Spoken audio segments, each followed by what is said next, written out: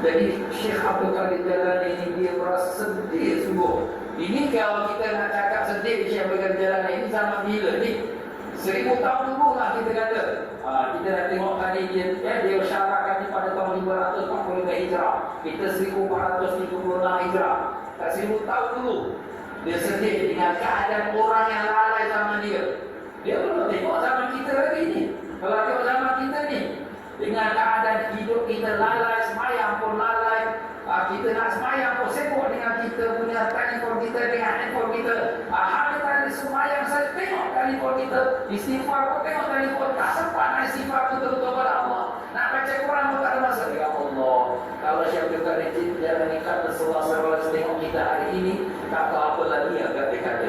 Ini pun sudah cukup pedas lah kalau kita dengar yang dia kata ini. Itulah sebagai ingatan kepada kita. Ya Allah, ya Tuhan kami, berilah kami ingatan, hati kami hidupkanlah dengan zikir pada-Mu ya Allah.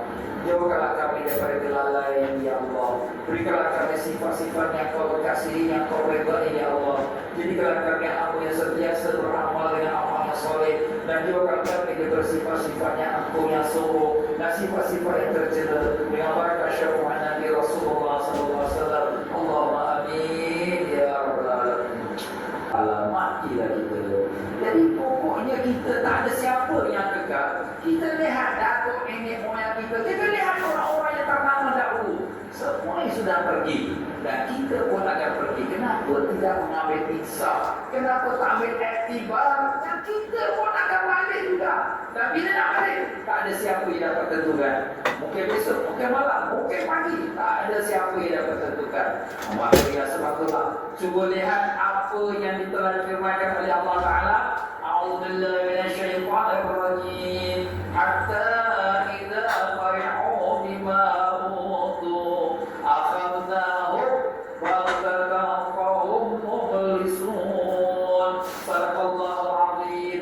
Nanti apabila mereka bergembira dengan apa yang diberikan kepadanya itu, maka dengan tiba-tiba kami merampasnya daripada mereka, maka mereka pun merasa menyesal, tak berguna lagi. Itulah dia tuan-tuan Allah. Kalaulah orang tu sakit, dia nak meninggal, itu adalah satu nikmat. Kenapa Ustaz? Kan dia sakit tu, dia nak meninggal tu. Ya, sebab bila dia sakit tu, dia sudah siap-siap juga. Aku tidak nak mati dari astagfirullah, banyak ada zikir, banyak sebut Allah. Allah nikmat tu tuan-tuan. Tapi kalau dia tengah segar, sehat-sehat, tengah berjoget, tengah berdasing, tengah bernyanyi, tengah berpeluk-peluk di atas betina, jatuh, meninggal. Allah tak sempat nak mengucap, tak sempat dia nak bertawar. Itu dia tuan-tuan. Ini yang kita bimbang. Sebab tu apabila kita nak buat na'udzubillah, buat maksiat, selalu kita ingat, kalau aku mati kena maksiat, rugi. Nampak? Selalu ingat macam tu. Jangan ingat ni, perempuan tu nak panggil lah, cantik dia. Nanti dulu, kalau tengah-tengah kau buat perkara yang Allah murka, mati kau. Macam mana sekarang? Rugi, semayang kau, ibadah kau, yang model kau, semua yang baik-baik orang tak sebut. Kata orang sebut, mati tengah peluk jantan betina. Alhamdulillah, mati dalam nightclub. Apa punya orang tu, mati tengah minum arak. Astagfirullah. Sebab tu di sini kita ingat tuan-tuan, jangan kita rasa kita bebas, nak buat suka-suka hari, jangan. Sebab kita tak tahu bila saat Allah nak mengambil nyawa kita. Allah, ya Allah, matikanlah kami saudara iman dalam Islam, matikanlah kami pada pagi iman dalam kami sujud pada-Mu ya Allah, dalam bulan Ramadan yang mulia, dalam kota Mekah atau kota Madinah, atau dalam saat kami beribadah pada-Mu ya Rahman, dengan barakah syafaat Nabi sallallahu alaihi wasallam. Jauhkanlah kami daripada su'ul khatimah ya Allah, jauhkanlah kami daripada mati dalam kejahatan, jauhkanlah kami daripada mati dalam maksiat, jauhkanlah kami dalam keadaan lalai kepada-Mu ya Rahman. Tolonglah kami, bantulah kami, kasihanilah kami ya Allah. Kami mohon pada rahmat-Mu ya Rahim. Kami mohon pada barakah syafaat Nabi Rasulullah sallallahu alaihi wasallam. Allahumma amin ya rabbal alamin.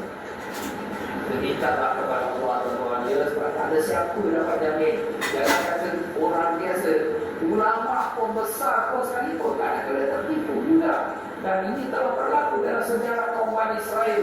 Seorang ulama besar, Barsisa ni dia punya hebat. Dia punya mengajar murid dia 70,000 orang. 70,000 orang. Tapi na'udzubillah, mati dia mati kafir. Na'udzubillah min dzalik. Itu cerita panjang lah ya. Penjelasannya, tuan guru ini iaitu Syekh Abdul Qadir Jailani menampakkan penyesalannya. Jadi ada penjelasan ini, siapa yang tulis penjelasan ini? Penjelasan ini daripada komentarnya, terjemahnya, iaitu almarhum Syed Ahmad Smith. Abang pada tuan kita yang lama. Jadi beliau inilah yang menerjemahkan kepada buku Arab. Jadi dengan jelaskan sedikit apakah yang dimaksudkan oleh Syekh Abdul Qadir Jailani tadi. Tuan guru ini iaitu Syekh Abdul Qadir Jailani menampakkan penyesalannya. Mengapa manusia sampai lalai daripada mengingati Allah Azza wa Jalla, padahal hidupnya di dunia sangat singkat dan akhirnya dia akan kembali menemui Tuhannya, membawa hanya amalan sebagai bekalnya. Jika dia terus-menerus lalai dalam kemewahan dunia dan kenikmatannya yang sementara, bila ada masa lagi untuk beramal dan mengumpul bekal akhirat. Jadi sebenarnya hidup dunia ini dia ibarat apa yang kita lalui sekarang ni, dia ada bahayanya. Nikmat yang Allah beri pada kita ni kadang-kadang dia adalah merupakan seperti pisau dua mata. Pisau dua mata ni kita boleh memotong daging, boleh memotong roti, tapi dia juga boleh potong diri kita. Bila kita dah mewah, dah senang, dah ada letak harapan kita pada Allah, semangat kita ada, apa yang kita nak minta pada Allah, kita ada dah. Dia tak meletakkan sandaran dia kepada Allah, dan dia pun meletakkan hawa nafsu dia di hadapan dia, nak buat apa dia buat. Kenapa? Kerana dia tak nimpang tentang dunia ada. Kenapa? Sebab semua ada di tangan dia. Ini bahaya tuan. Sebab itu kadang-kadang susah itu ada nikmat. Bila dia susah, pertama nak maksiat pun tak boleh, tak susah, duit pun tak ada.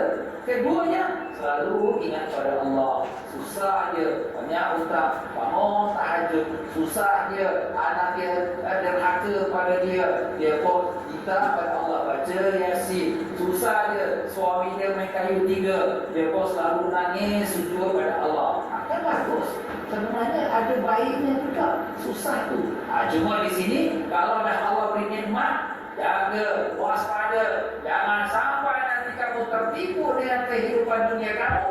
Balik kamu pada Allah dengan tangan yang kosong. Jaga, waspada kamu. Jadi adalah dia sedar akan dirinya yang akan binasa itu. Dan ingat baik-baik bahawa bekal akhir itu mesti dikumpulkan dari sekarang, supaya kelak bila dia kembali kepada Allah SWT, bila dia meninggalkan dunia ini semua, bekalan itu sudah tersedia, dan supaya dia diredai oleh Tuhan Penciptanya, lalu diberikan balasan untuk menghuni syurga sebagai ganjaran daripada Allah. Itulah dia. Sekarang kita kena buat persiapan. Kita ni nak belayar tuan-tuan. Jangan kata jauh lah, nak pergi ke Malaysia, pergi Indonesia pun. Kau ambil berapa banyak? Kau siap tiket? Kau nak apa? Kau nak pergi hotel ke apa? Semua kita siapkan dulu. Kenapa? Sebab kita tahu kita nak belayar. Ini kapal belayar yang jauh. Apa kata Nabi SAW kepada sahabatnya?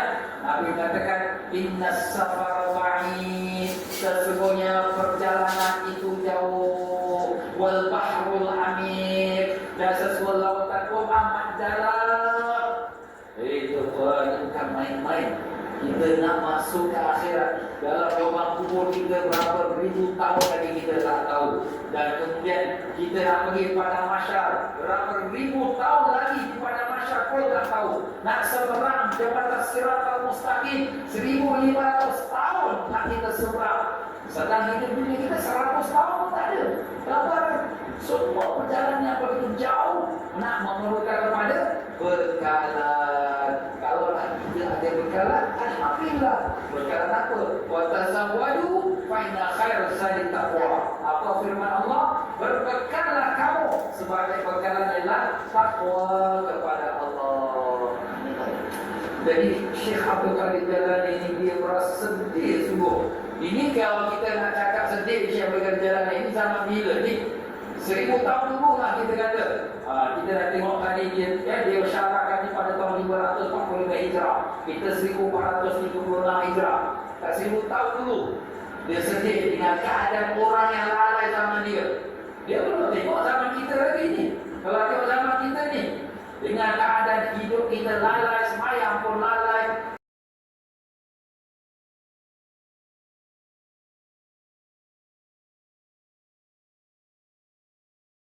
Ini adalah makam Syekh Abdul Qadir Al-Jailani.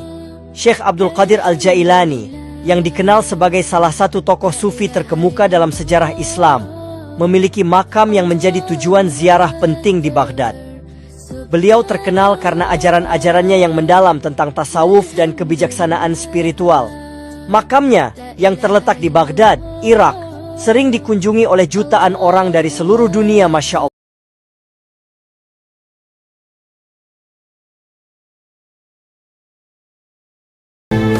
Usah kau tangiskan perpisahan ini dengan air matamu.